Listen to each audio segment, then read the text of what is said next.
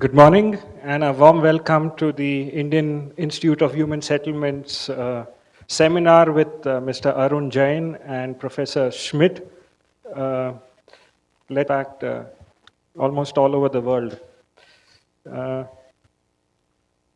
He has conducted integrated projects in intensive cooperation with environmental engineers in the fields of transportation, waste management, and urban water management.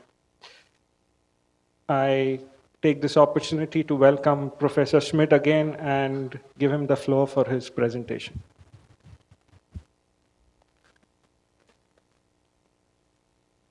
Thank you very much for the invitation and talking here.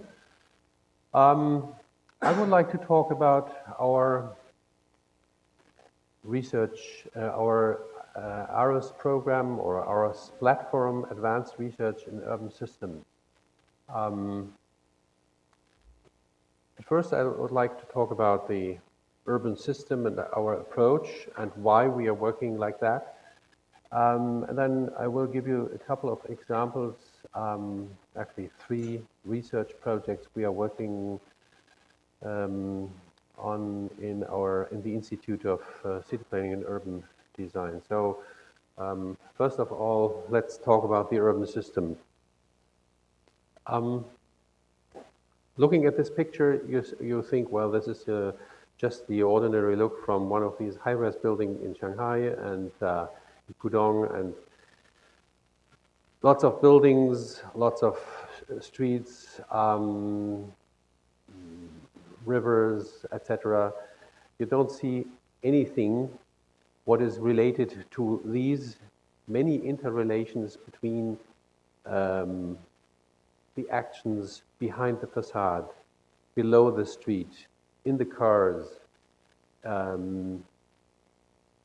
So this is kind of starting point where we see the city is a complex system where we have a lot of social interrelations, interactions, talking about people. And these interactions and interrelations are interwoven with all these things, actions, activities happening in the city. The infrastructure, the environment, the economy, politics, urban design, and you name it. I mean, I could just continue.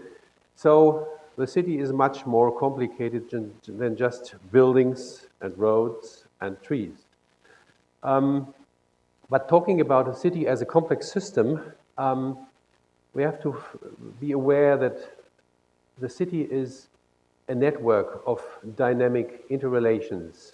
It is emergent, which is, there are always new behaviors developing from one interaction of the part with other parts. It is not stable, it is not linear, because small causes, as you know, may trigger large effects. And large efforts maybe not yield the desired result. And of course, it changes always with time. You'll never find the same conditions again, and you know about positive feedback. So we started to think about this situation in our university and asked some people, who is working on the urban matter? Who is working on urban development? And it turned out that there were a lot of disciplines, a lot of faculties. Here are some written down. And this was the starting point, meeting, and this is very rare, meeting 70 professors in one space. And we started to think about how can we work together, how we can establish a kind of research platform, a kind of interdisciplinary research platform.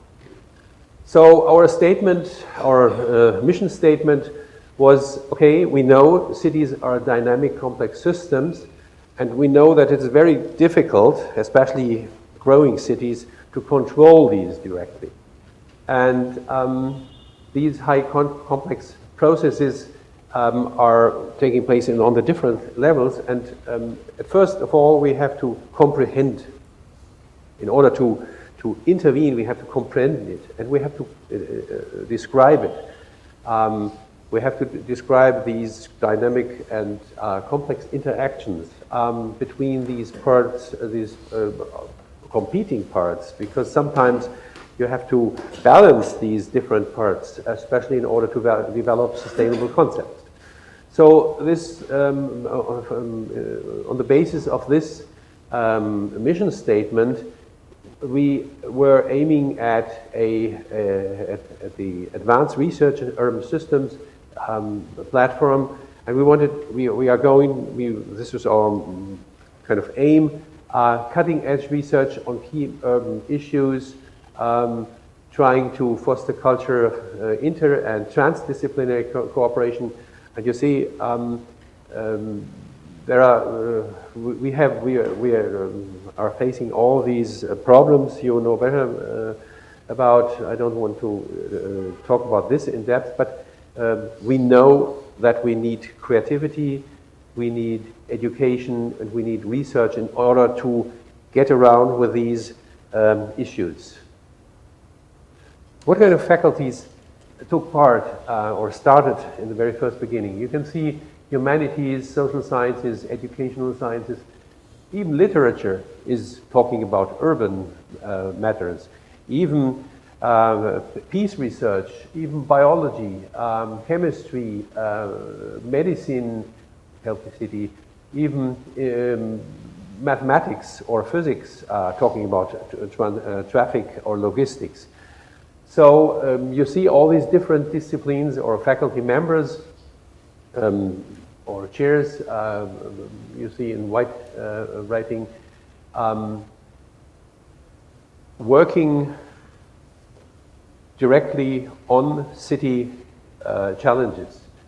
And we tried to combine this, and at first it looked like this, urban systems on the column of health, environment, infrastructure, logistics, culture, and society. But this was too stable, because this is always moving. So we invented something multidisciplinary, challenges, questions, and to start doing research. And there's also a research program. So you see there are two masters interacting very closely. I would like to show you some projects we have done in the Institute of City Planning and Urban Design, which is kind of core in the whole advanced research urban systems platform. And we're doing a lot of research in climate change, city mobility, city health, city and resilience, and city and energy. So I just grabbed two projects which we have been working during the last 5 years, which kind of mirror this interdisciplinary approach. First of all, this is a project in the field of sustainable urban development, integrating urban form, mobility, buildings, and renewable energies. This had been funded by the Federal Ministry, the German Federal Ministry of Research, and was in a line of future megacities, where different projects had been kicked off by the ministry. Megacity research, it's not in Germany, it's worldwide. It's in Latin America or Africa or Asia. There was even one in Hyderabad. You probably know that. And some projects were being carried through by geographers, but we thought, well, we need the interdisciplinary approach. So the research experts were coming from transportation planning, city planning, architecture. We did some citizen participation and started with the informatics in cooperation with local city planners, planning authorities, and planning commissions, and academic members in Shanghai, in Hongqiao, and this was the basis was a low carbon. And we also wanted to have these two tools, a low carbon index and the energy um, controller to get into the hands of the local authorities and the committees, because they are responsible for urban development and for sustainability. So the first was the low carbon index, an easy to use planning tool, just quick and dirty, I always say, because it is not our idea to set up a certification tool. No, we want to give a checklist what has to be considered by planning, evaluate and optimize new existing urban areas. And of course, we wanted to have the speed and the success being enhanced. This was going on different levels, different scales, and in different areas of action. I don't want to get too much into that. I also want to talk about the energy efficiency controller. This was a computer tool where we could monitor the mobility, the buildings, and the renewable energy, say from by the hour. We could say, okay, now here the mobility is very ineffective, or the buildings are very, they have to be improved. So this was a method being proposed, and guidelines and policies can be drawn out of this energy efficiency controller, guidelines for, say, low carbon guidelines for the urban development, for the urban design, etc. So this was one project in Shanghai. And the other project is a project which is in Germany, but it is quite interesting because we said, okay, having done a lot of research in China, we were used to the top-down approach, having the idea of course, everybody knows what to do. We have to work on urban development, on the urban forum, on mobility, etc., etc. But we need the people. We need the people to do more about energy efficiency. So this project started and still going on. And again, interdisciplinary research in cooperation with the city institutions, local bodies, political bodies, and public services. So the idea was, and the target, 40% minus CO2 compared to 1990 emissions in 22. But everybody knows the city is helpless. They just can say, okay, don't drive the car, or please take the bus, or why don't you take the bicycle? So with the essentials, we need a behavioral change. We need urban development closely connected with the people, closely connected with campaigns of behavioral change, and where is, okay, we need change agents and people playing a role model, either politicians or famous people. We need a new dialogue, and so the idea was to set up a kind of what we call the climate agency, which mediates all processes and which offers services and networks. So this was the idea, and it is starting, has been starting a couple of years, and we are on a good track to continue that way. Therefore, it is not, we are not talking about energy efficiency in the city of Essen. No, we talk about climate initiative, because this is an initiative from the top and the bottom. And we have a lot of campaigns and posters and postcards and groups of starting activities outside the city. The third project I just want to touch, we just finished this project, Integrated Urban Mobility. This is funded, has been funded by the private foundation Mercator the last 2 years. And the idea is, of course, again, interdisciplinary research, transportation, urban planning, social sciences, again with the city of Essen. And the basic idea is 100 years, the last 100 years of urban mobility changed our city for the worse. And now, well, we don't, I don't want to say we don't, now we have to kick with, say, public transport plus bicycle. Can we model this, and can we find out if this combination is faster than the car? In what areas is it faster? They calculated how many cars do we need for car sharing? Can we do this within the city?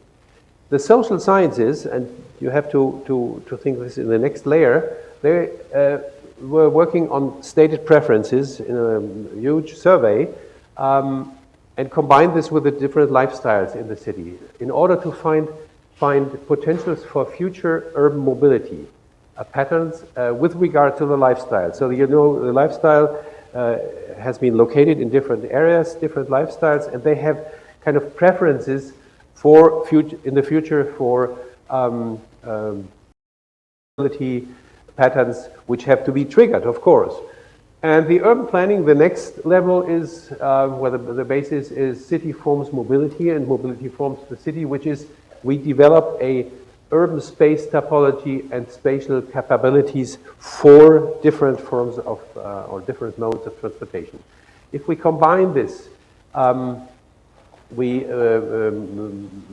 lifestyle and related preferences, as well as intermodal approaches, these three balloons, urban images, mobility scenarios, and mobility behavior, of course, we said, okay, we have to rethink urban mobility.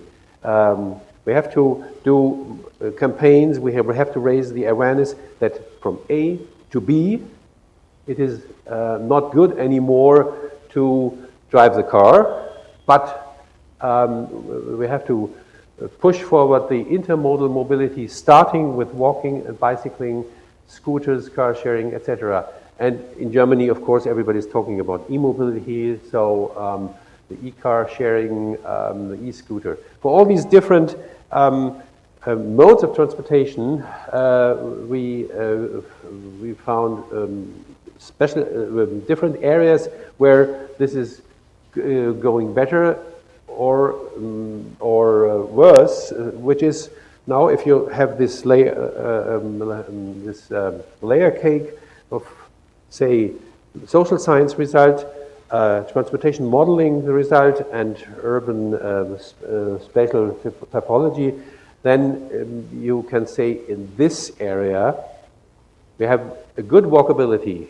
We know who is living there, and this lifestyle is very much related in the future towards car sharing, towards public transport and bicycling. And there are other neighborhoods where there is no public transport, so we have to think about different ways of commuting to one point where there is public transport, so we have to design the feeders to the next public transport or the mobility station, as we call it, where this kind of hub is existing. The car in red, and the any questions, or you're welcome. Thank you. We'll have around 5 minutes for questions, if anybody would like to ask. Hi, I'm part of the research practice faculty team at IIHS here, and my background is architecture, project management, and sustainability. And in my thesis, I looked quite a bit at complexity, etc. My question directed is to the first case that you presented, which is how willing and able were the city planners and managers to apply the LCI and the EEC in Shanghai, the Chinese city? Of course. Well, this was part of the project. Of course, there was a an urban planning office, and they applied this in other projects just to test it. This was our test partner, and this was went quite well because they integrated the low carbon index into other projects just by applying it, but also applying it in the, say, master plan concepts of other cities to be applied for this development process. The energy efficiency controller, the monitoring tool, we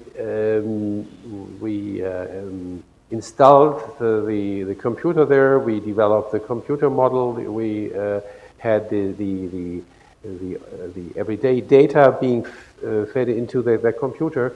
But the Chinese system didn't want to work that so much because they always say, we have no time to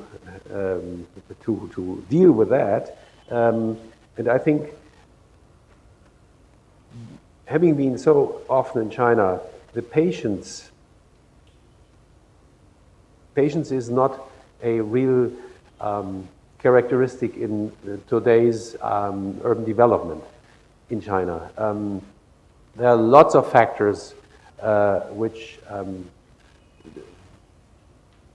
are a barrier for using this in a kind of integrate this in a planning process, because energy control or monitoring systems are very important for cities because, well, there might be a tax for CO2 emissions, there might be a monitoring for the political reasons. Are we successful with reducing the CO2 or greenhouse gas emissions? So this is kind of keeping track what is really happening, and therefore we are thinking this is very important for the future urban development worldwide, not only in China or in other countries. A little satisfied? I could talk hours about this. So, For me, the interesting thing is the fact that the one is a new town in a developing country context, and the other example is a retrofitting case in a European city. Right, so that right. would be interesting for you to just reflect on this time. thank you. Hi, how are you? My name is Deepa Mehta. I'm part of our academic and research team. And in the past few months, I've been thinking a lot about emerging pedagogies in teaching and learning. So when you talked about creating an interdisciplinary program, what are some of the so we've been thinking a lot about the case method. What are some of the learning pedagogies that you're using, and what are some of the challenges or limitations that you see in interdisciplinary teaching? You are touching the point. Interdisciplinary teaching is not very easy, especially establishing this kind of program costs a lot of time. You really have to it takes maybe half a year talking about a program because you have to understand the other disciplines' codes. You have to understand what is, say, the term system or urban system. Everybody thinks in a different way of it. So the terms you are just using every day, another discipline is thinking, what the hell is the meaning, or what the hell is he or she talking about? So developing this kind of program is very, very, very time consuming, but after the kickoff, there's really a reward. I like to teach in these interdisciplinary programs. It's the university with all the different ideas sitting there. We have, say, to get into urban system. And we had a hard time to find a way for him to integrate it. So the crash course in the first semester, Introduction into Urban Planning, Technology and Urban Society Matters, was, I think for him, it was like throwing him into cold water. But finally, he got his place, and he has a nice internship with BMW and car sharing, where his knowledge of informatics is urgently needed. And right now he's talking about he's working in other fields, doing his master, combining informatics on one hand and urban development on the other hand. So these specialists are really needed, and we have to find the niches for these people. I just wanted to ask a question about the climate initiative in Essen. My name is Karis, I'm part of the research team here.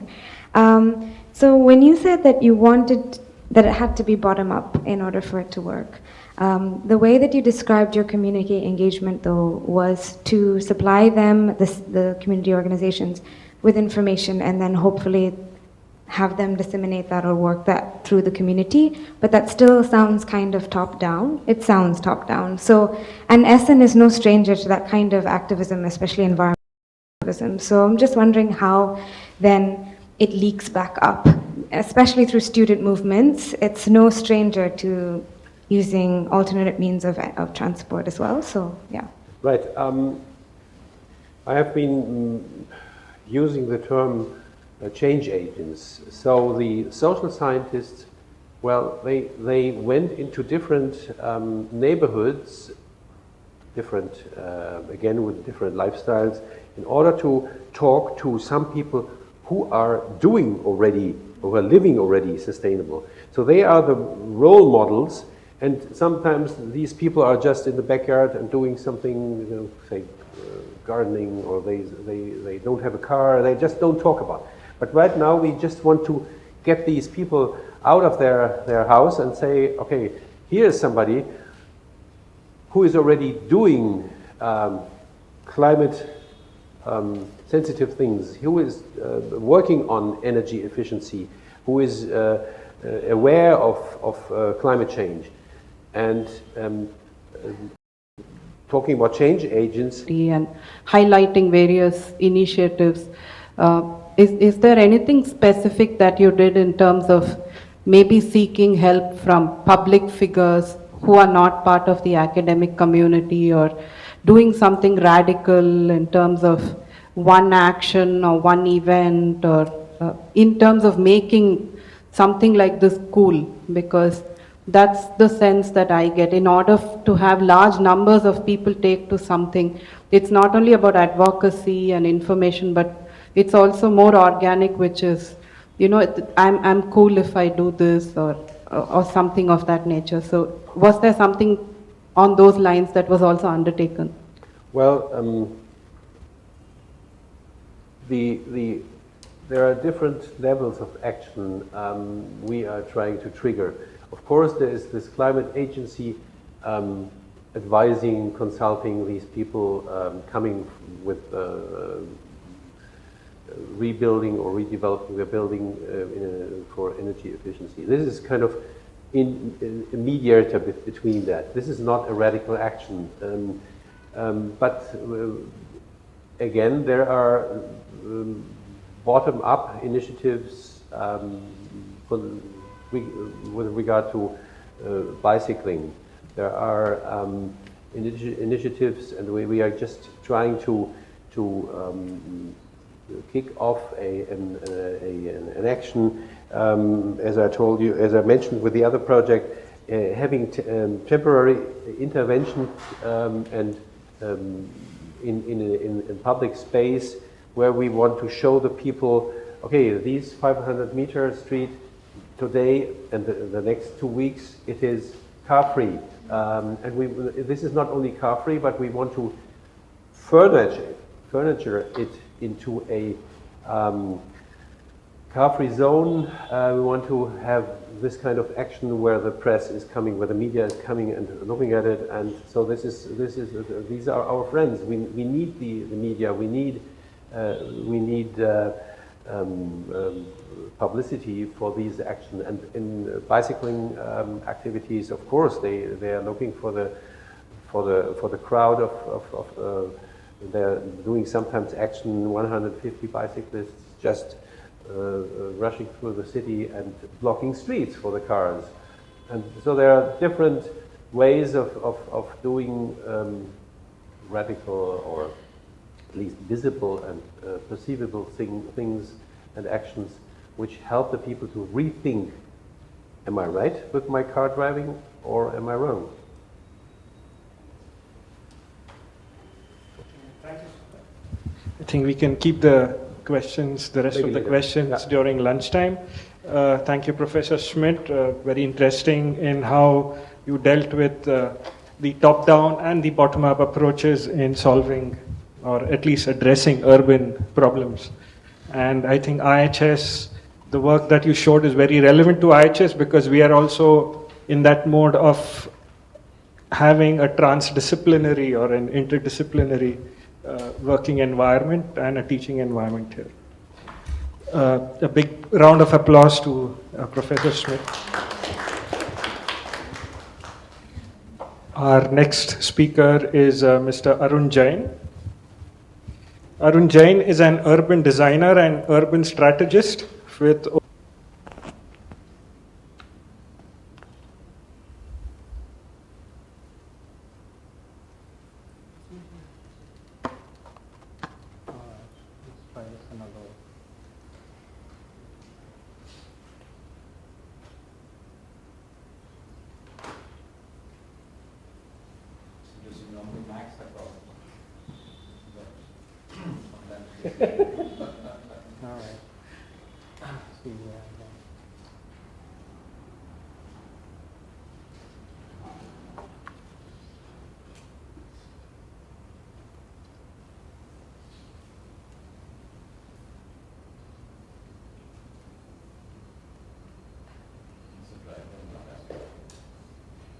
drive or anything?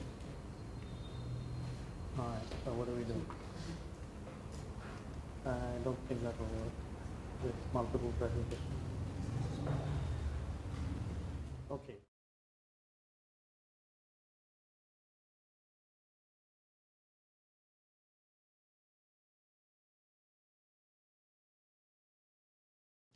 Is this on?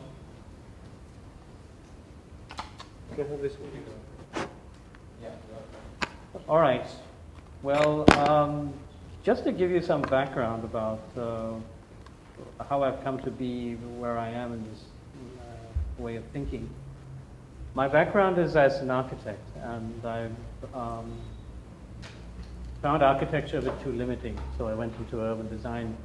And I decided to orient myself to urban design in a program that was inherently based on behavioral psychology, which is what is the human response to the built environment.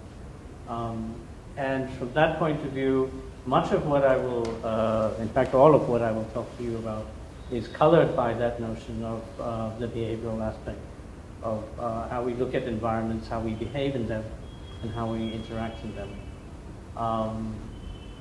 I think we still have a bit of a problem here. What? You have to use this one. Otherwise you give me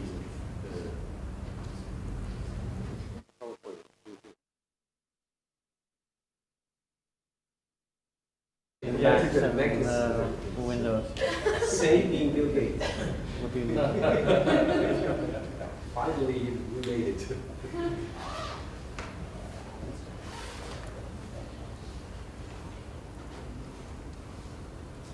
Well, I apologize. Normally this thing works. Yeah, normally you work.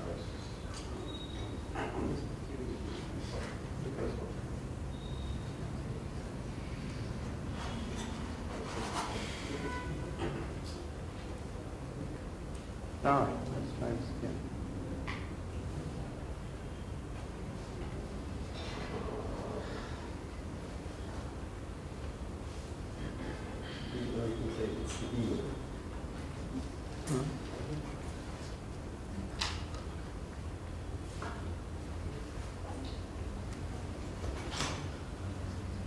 I guess while Arun is doing that, if you can pick up on, I mean, some of us. You had a question? So we can just come back. Yeah.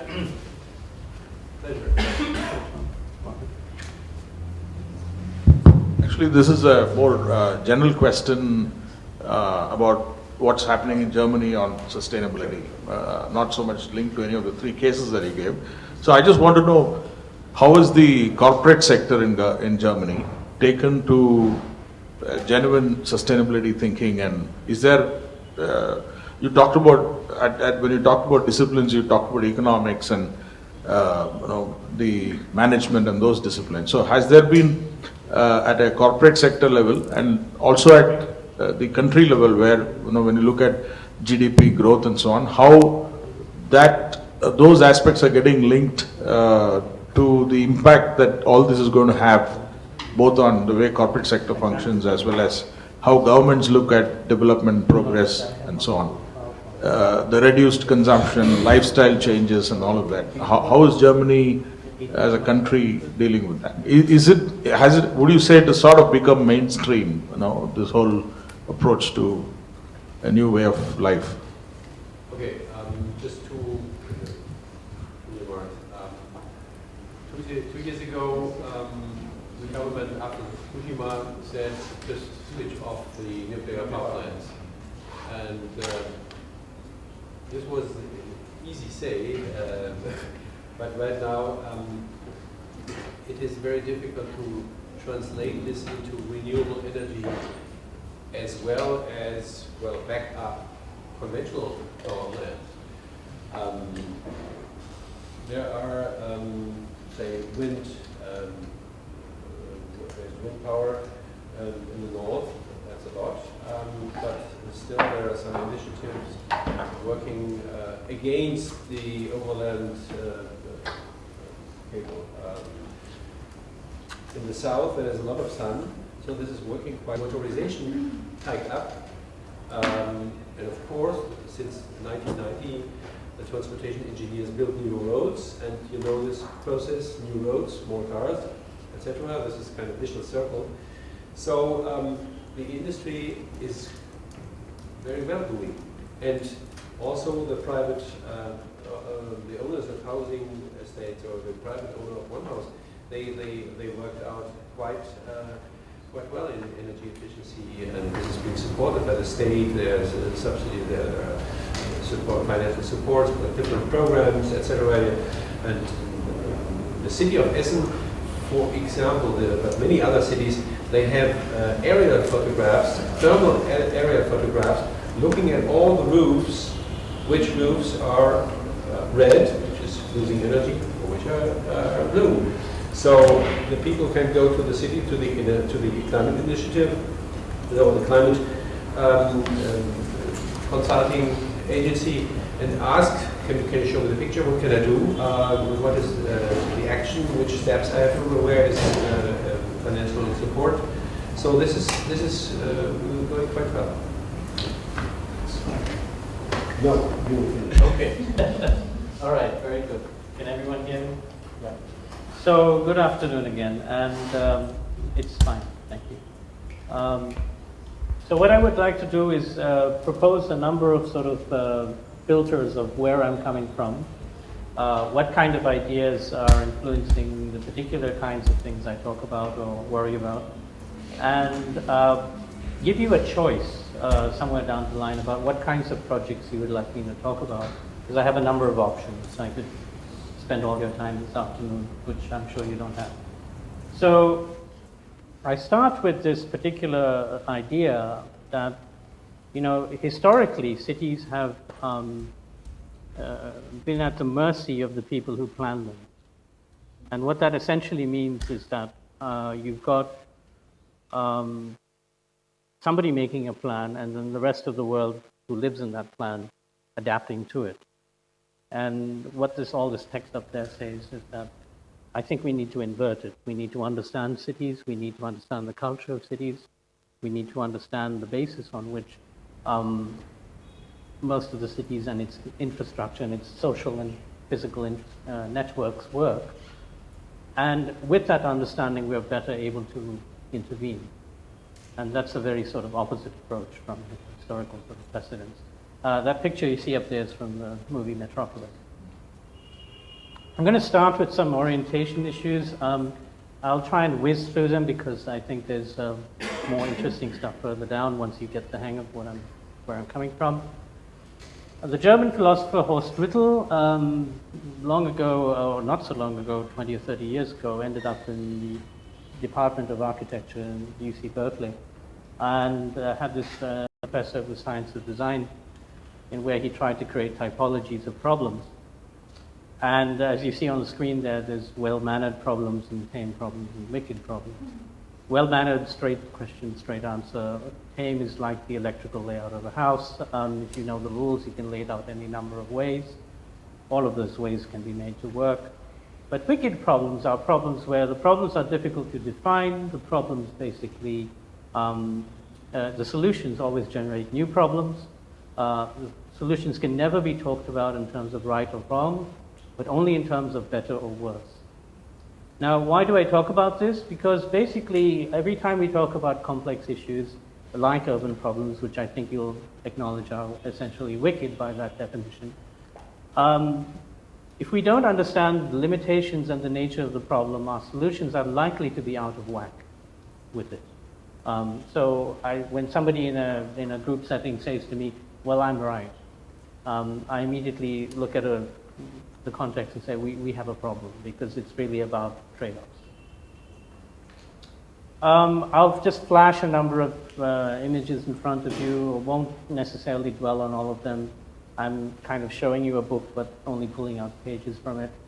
The essential notion of where I come from in terms of sustainability is one of relativity. It's a relative resource independence issue, which means that we're always trying to, as knowledge grows, our ability to optimize also improves, which means that we're actually able to consume less and generate less waste as time goes on. That's the theoretical position anyway. But the fact of the matter, the other dimension of it is that we tend to sometimes separate ourselves from the rest of the biosphere. And in fact, human behavior, human actions, human consumption, and waste generation are part of a larger ecosystem. And we tend to sort of bifurcate that sort of discussion. Some years ago, I was asked by a research institute on planning in Krakow to give a symposium series, and they asked me to start with the notion of what's wrong with planning. And so in a very fast sort of way, I'll just put all of this up on the screen for you. And you can certainly, we can get into it more later on. But let me just start with this notion of this part up here. Now, what that means is not that public participation is bad, but we've got to get more clever about it.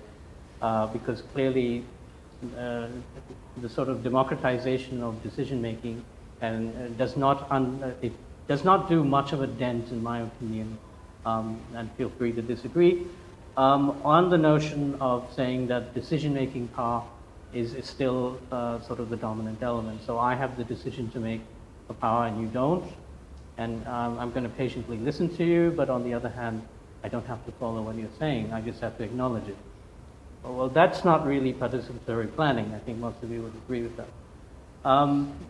The third thing that's, I think, happened since the 1980s and going on to the present time has been the pervasive use of computer models, simulations. And I think the inherent structural problems there, I'll get into that in a moment, has been essentially that these are black boxes.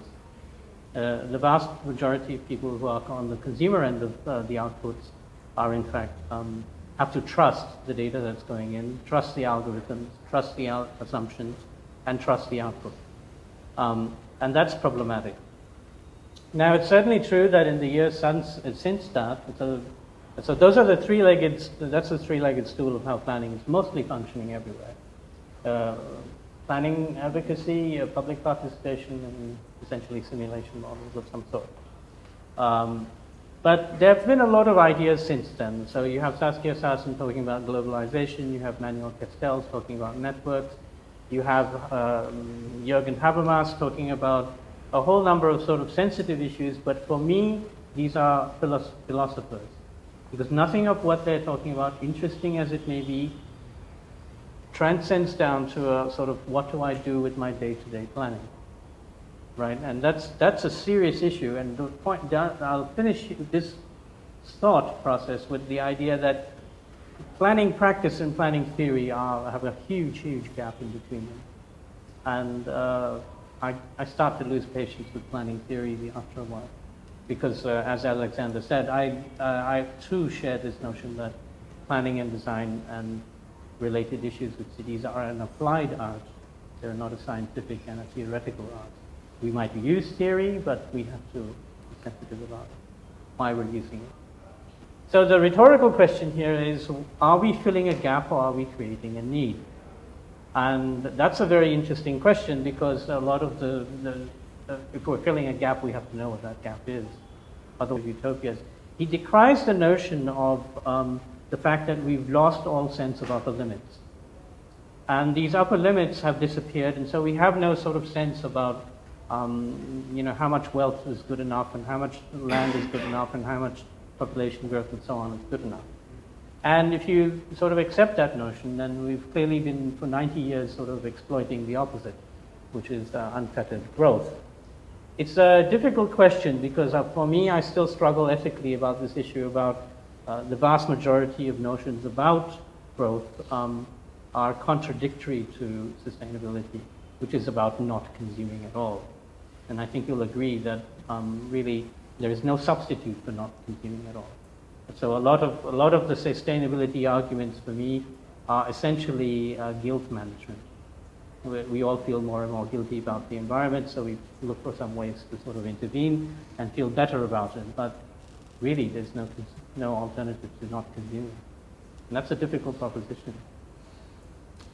John Friedman, one of my intellectual heroes, in his book called The Good Society, says that, I should preface this by saying a lot of my work right now is about, the common thread about it is how do you plan and design for uncertainty? Which is how do you, not trying to predict the future, but saying, if you didn't know anything about the future, what would you do anyway? And that leads to a sort of a wholly different notion of sustainability. So Friedman actually starts to talk about this idea about saying, well, the more we try to control or compensate for uncertainty by putting controls on top of controls, we tend to destroy the notion, the ability to engage in social construction. And so we lose a lot of our humanity in the process. I was lucky enough to have a conversation with Jane Jacobs a couple of years before she passed away, and it was an amazing conversation because she pulled me aside and said, "You don't talk or sound like a planner." And I said, "Thank you." And she said, "Well, it means I can talk to you." And she said, "Planners love me, but I hate them. They keep misconstruing what I meant. And so when I talk about life on the street, I meant life for everyone, even the poor man who's pushing a shopping cart around or begging or doing other things." And planners tend to just take what they like and gentrify it in some particular way. And so her notion, amongst other things, many other nice things, has been that we tend to mistake cities as problems of simplicity and disorganized complexity.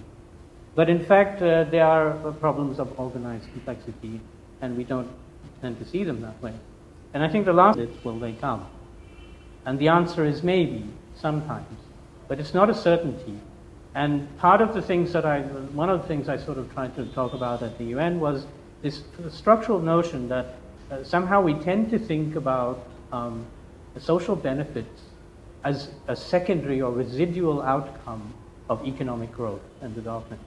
But in fact, I tend to think of it as the opposite.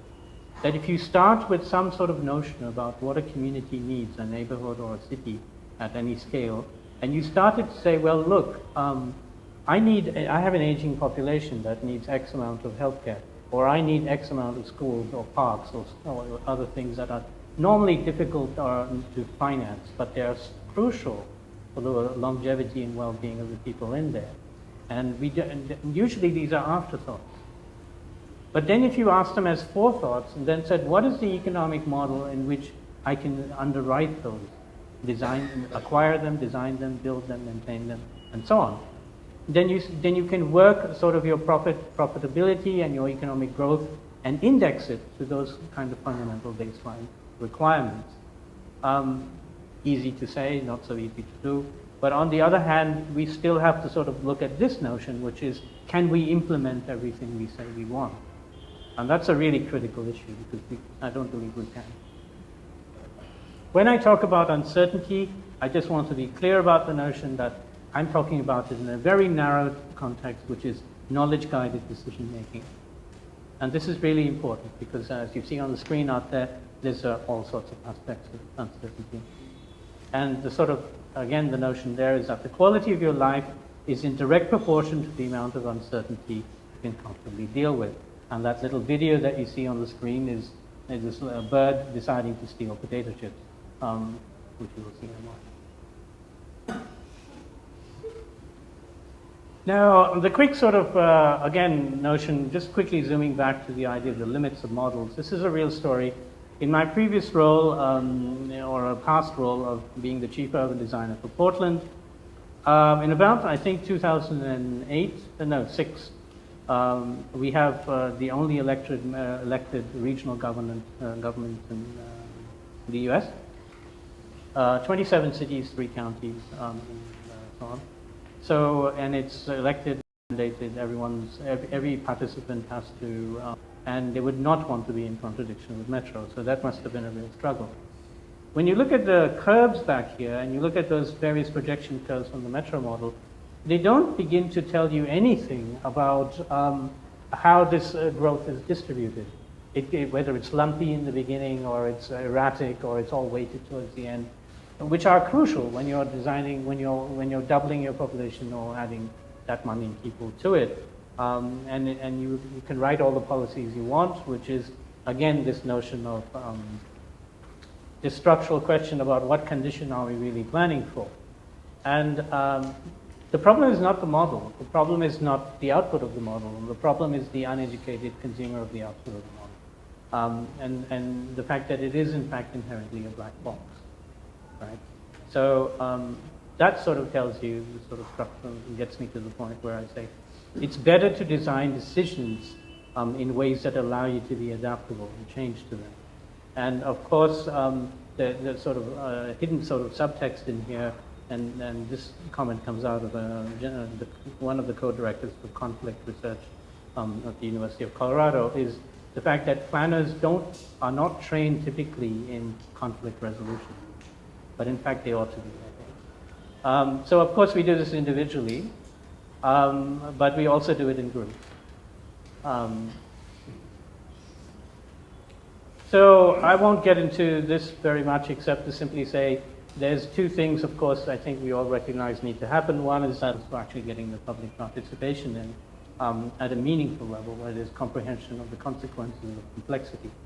And as you might sort of appreciate, the fact that we have too much emphasis on data and information, and actually that wisdom requires time and experience. And as Alexander pointed out, there is frankly no patience for it. And if you look at it in the urban context, the fact that only 40% of the urbanized territory that is occupied in the world today is only 40% of what will be urbanized eventually. That just underscores the contradiction between it being sort of thoughtful and proactive and measured in our responses versus the urgency of the problem. If we look at 4 different sort of growth scenarios, and these 4 are coming from the Institute of the Future in Palo Alto. They don't predict the future, they just sort of trend it. And so the first one is, of course, one of growth, which is that we just sort of stay one step ahead of disaster. The second one is one of constraints, which is where we have sustainable paths in a low capital world. The third one is collapse, which is really a systemic sort of failure, where we start having regional conflicts and growing sort of destructions, political and human, along the way. And the fourth is highly aspirational, which is transformation in superstructured systems. I tend to think that, unfortunately, we're oscillating between 1 and 3. That really, the size of the problem is really moving in that particular direction, that we're just barely staying ahead of disaster. So it's very fine to say we've got a whole set of human standards about quality of life and things like that, but the reality is most cities are likely to be in crisis mode, just barely keeping on to the standards they already have, or coping with increased urbanization and so on. And that urgency is also something I spoke about, I think. I'm not going to get into this one, I'll skip that one. Resilience, I think I'll skip that one. This is just a reflective of a think tank that I sort of chair on emergent urban development issues. And you see sort of some of the gelling there, where we actually say we need to talk about complexity and not shy away from it. And actually our biggest sort of issue is really governance. And I'll get to that in a moment too. Now, yeah, some things I absolutely must do, and there's some things I really must not do at all. And that actually, strangely enough, comes from the financial industry, but I don't think they listen to themselves. The other notion here is one of integrated thinking across vertical integration of our platforms. What you see on the screen here is taken off a website of a very, very large multinational company, which I shall not say which one it is. But these are all the real sort of layers, if you will, the horizontal platforms in which they provide services. Now, rail solutions, components, metros, and so on, and then road solutions, parking management, and control systems, flow optimization, and so on. Now, here's the sort of thing. A city might say, I need X amount of streetcar. I have to make a decision. They issue an RFP. The city basically, somebody goes off and makes a bid and says, okay, here it is. But here's the real opportunity. The opportunity is the city should be able to say, I don't know what the solution space is. I know I have a mobility problem, and this is the sort of definition of that mobility problem. I want a company to come in and say, how much bus do I need? How much flow optimization do I need? How much traffic management and how much modal split do I need? And how do I cater to it? For that geography, for that demographic, for that particular unique situation. Now, companies like this are very capable of providing that across platform sort of integration, but in fact they don't. And I think there's any number, that's a whole different discussion of why. But nevertheless, I think these would be better served if we took that existing sort of baseline knowledge and worked across the vertically questions like that.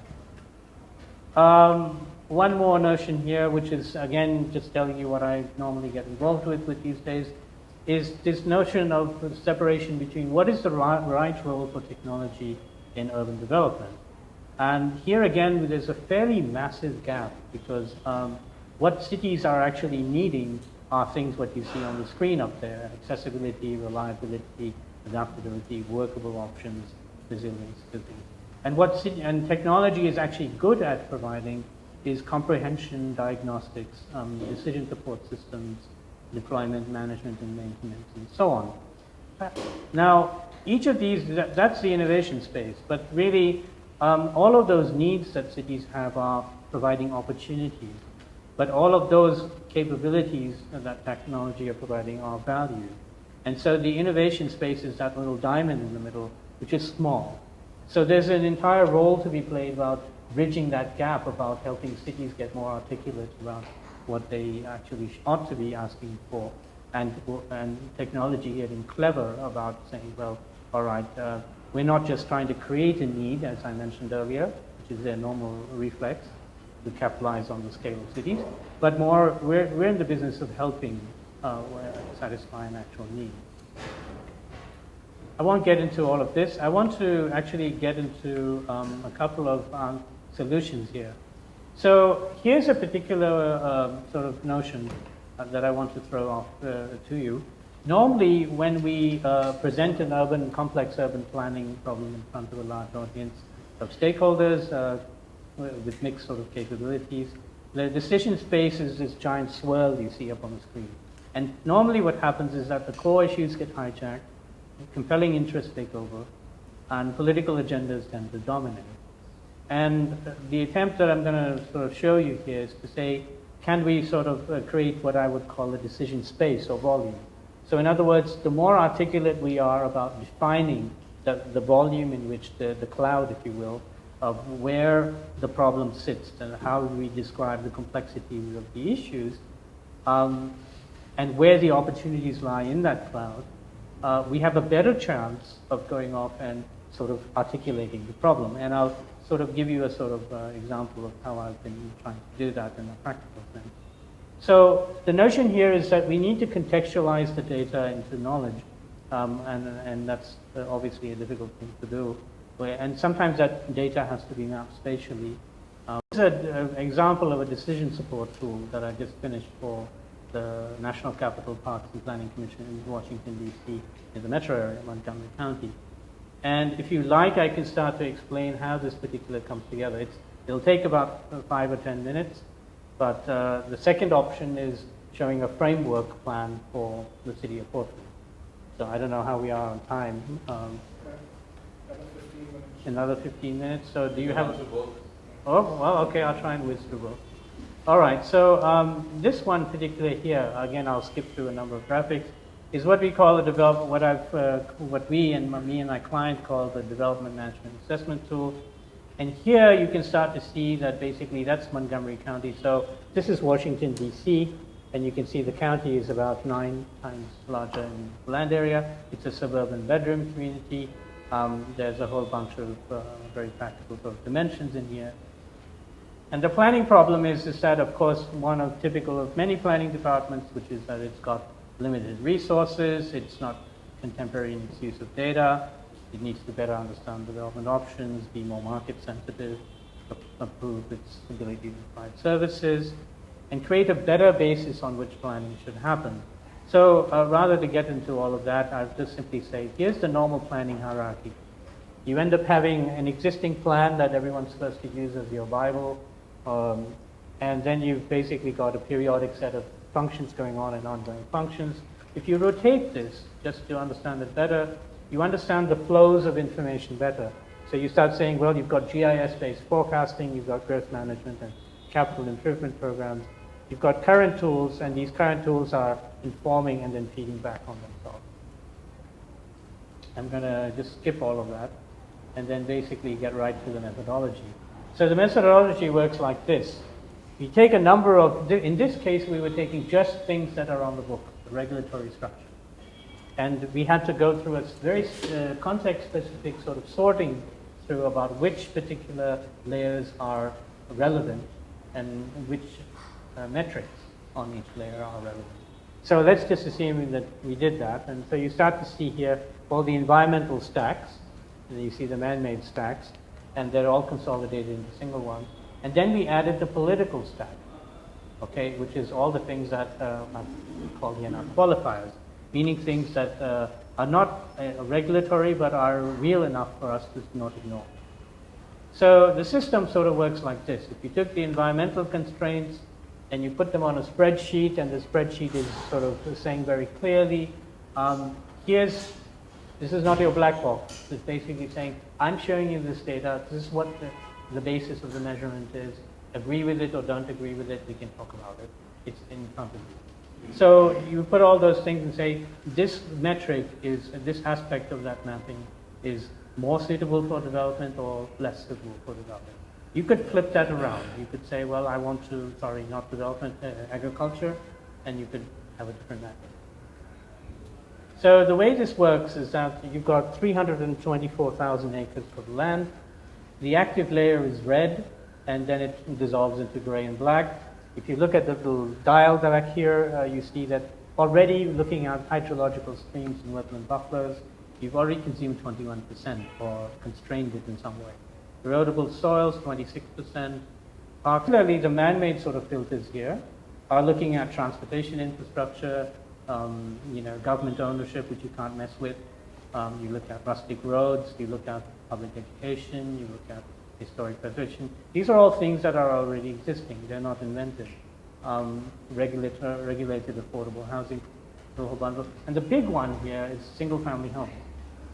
So being a suburban community, we know that that's unlikely to sort of mess with it. So now you've got 62% of your land constrained there. And if you were to add these two, you've actually constrained 81% of your land mass. But it's worse, because when you look at what's left, meaning the white areas, and you go into the political or sustainability qualifiers, you can say, oh, well, multiple ownership is very difficult to consolidate, so we can't mess with it, practically speaking.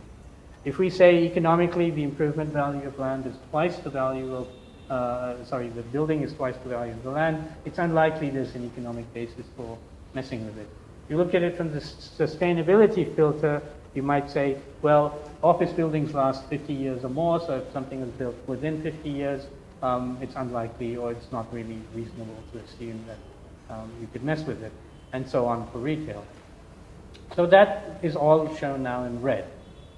So what are the applications? The applications are, we took this analysis and we took a parallel study for a bus rapid transit system, superimposed it on this, and lo and behold, it was kind of verifying the fact that our overall analysis was generally on the right track. But as you see in these little circles here, these are all proposed station areas.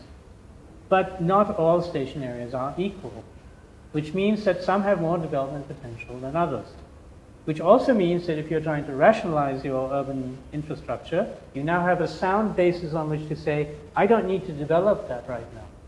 Or if I had to make a choice about which stations I don't want to develop, I can make a strategic choice of saying, that's not important, or not as important as one of these stations sitting in these white areas where we know change is more rapidly or likely to occur because it can, right?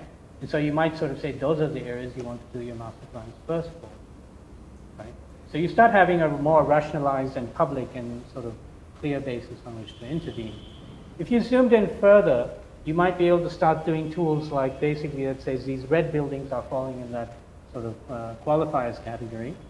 And you could start attaching the zoning to it, and then you could start saying, well, how much of inherent capacity do I actually have in the system, and why should I be entitling more? Started having regional government. We actually pulled out another line to sort of index how this is related to that.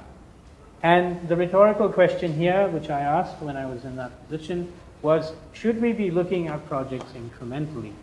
Because, again, the pushback I got from a lot of the citizens, or let's say intelligentsia or leadership of the city, was, what's wrong with Portland?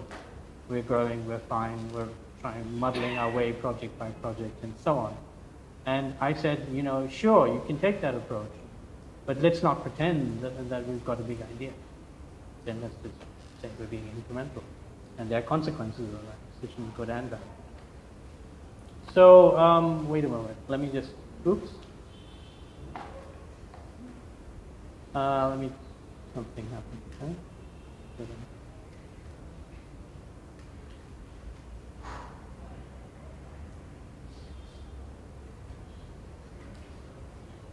So let me just click on this thing here.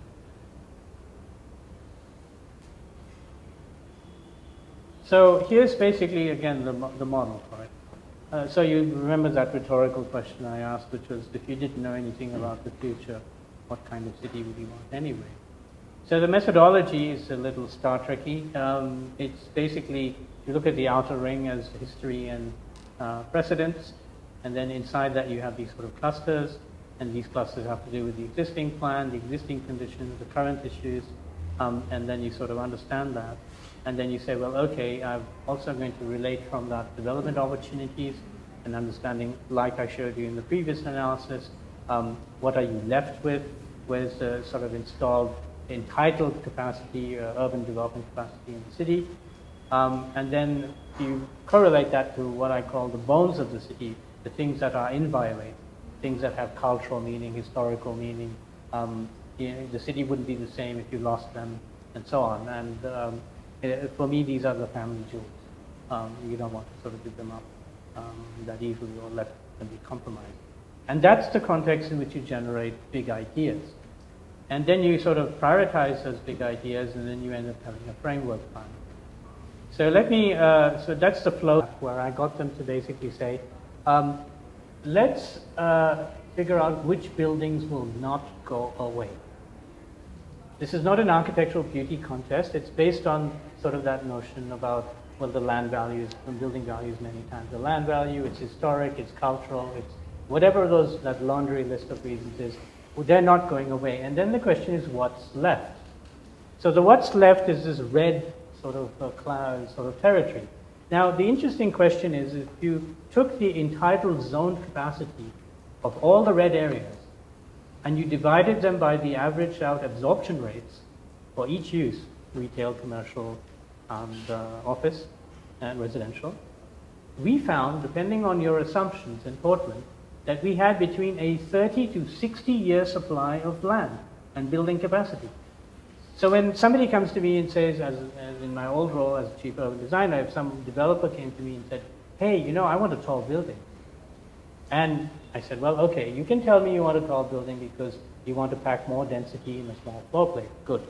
You can tell me you want a building because you want to architecturally sculpt the building and it gives you more room. Good. You want to have better return on investment. Great. You can't tell me you want a tall building because you're running out of space. And as an urban designer, I would much rather fill as many of these gaps, these red spaces, to have coherent streets and a sort of good principles of city life, as promote mid-rise development rather than high-rise. So that's an example for you. Now, here's the other example. So suppose you took this particular, so what you see here now is a segment of this particular thing. This little portion up here is reflected in a SketchUp diagram here. This reflects the existing zoned volume, which is currently allowed. This is a historic district, and these are all sort of the ideas here. If you took this map, superimposed it on that, you get this. And for years, people were wondering why massive investments in basically trying to make this idea happen in this territory were not happening. This was your explanation, is that you can draw anything you like on paper. If you don't index it to the reality on the ground, it's not going to happen. So it's a very profound sort of idea of understanding the sort of visual sort of translations of why things don't happen. And of course, you have to start asking, so we did this for various parts of the town. This is the famous territory, which we call Pioneer Square, which you may have seen in books, which is the living room of the city. Its zone capacity is this, its reality is this. In fact, this is all that's been happening. And it's very clear. You don't have to believe anymore.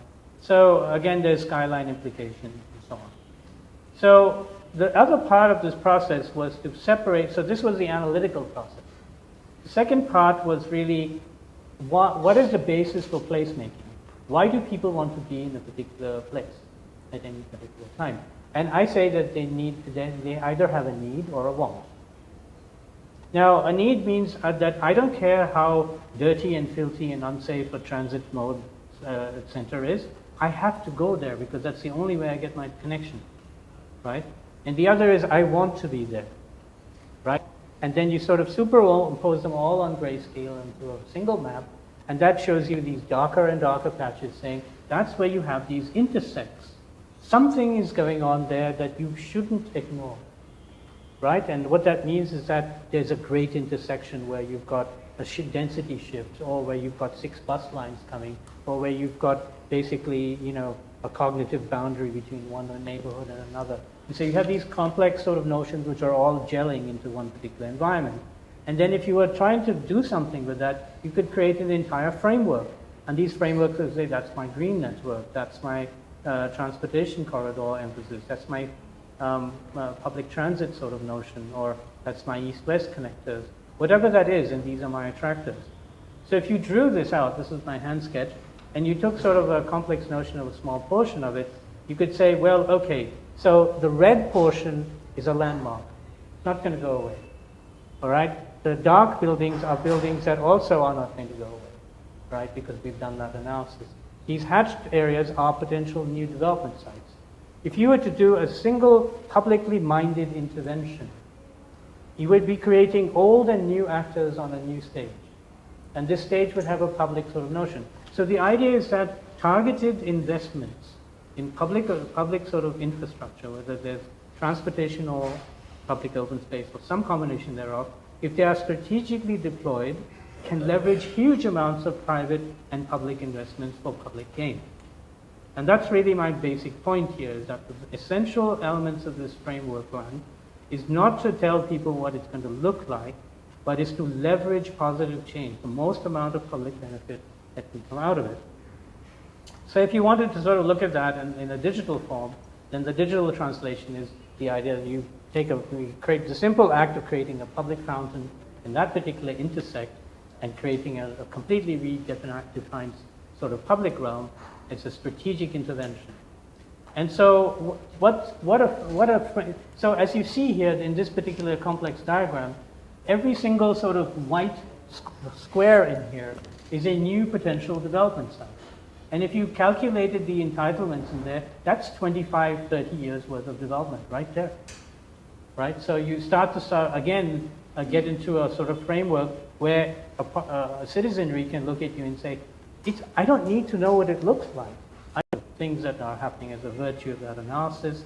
And then, as a consequence of that, you can sort of navigate through this particular space and say, here's a series of public involvements. So you could build a cluster of museums, a rail museum, a transport museum. And here's the flip side, where you're going through a number of public realm spaces into a large Maidan kind of place, which is your public fairgrounds with concessions and everything. And it's all being underwritten as this consequential nexus of transportation, public opportunity, and private sort of potential. And there's sort of all of that possible. So I won't bore you with all of that. I'm just going to quickly get back to the original and try and finish here. I will skip this. Yes, I want to end, sort of put this notion in here, is that, let me go back one step. We need to have this notion of shared integration across discipline, and this was talked about by Alexander very well. But I also think we need to sort of get to the granularity of knowledge versus the granularity of action. And these are two different things. And we tend to go too deep sometimes when we don't need to, and sometimes we're not going deep enough when we need to go deep enough. When we get involved in ideas of open-ended research, it's a huge problem, because the urgency of issues doesn't really sort of allow us to be that luxurious. And then the last point in this series is that we tend to not, we are either too general or we're too location and scale specific. And there again, we need to be particular. I think that's a real picture where a bear is running after the golfers. But we need to provide, and so what I think we must do, what I would advocate, is we need to provide early diagnostics at the system level, as you've seen me basically demonstrate. We need to develop strategic frameworks that streamline investment and response. We need to create alternatives to growth based on planning and investment. So these are strategies, deliberate strategies of consolidation and reinforcement, not looking for things that are new all the time, but looking for ways to consolidate or enhance and sort of preserve those parts of what I said earlier, and restructuring. We've got to redefine ownership and integrate the management and maintenance of the public realm, away from the time indexing. Because the problem with master plans all through my years is that they take a tremendous amount of resource and energy and money to put together, to build a political consensus around them and so on. And their shelf life is limited. Because our ability to predict the future is also limited. So even if you do a 25-year plan, the relevancy of that plan is going to decline easily within 7 to 10 years. Absolutely, because we are not in a position to sort of model those dynamics very well. We might have the general trending right, but we're not modeling it very right. So the notion there again is that you need something that's adaptable, flexible, respectful of the inherent potential, independent of time, and the ability to sort of react to it and intervene when you can. So in that intersection analogy, you may not say I have the resources or the priority to intervene right at this moment, but I know it's important and I will get to it. But I also know what to do when I get to it. What performance criteria it must have. So that's really the sort of important. Thank you.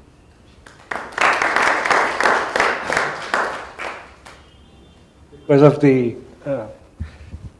time constraints, I would just open the floor for not more than a couple of questions, if anybody would like to ask.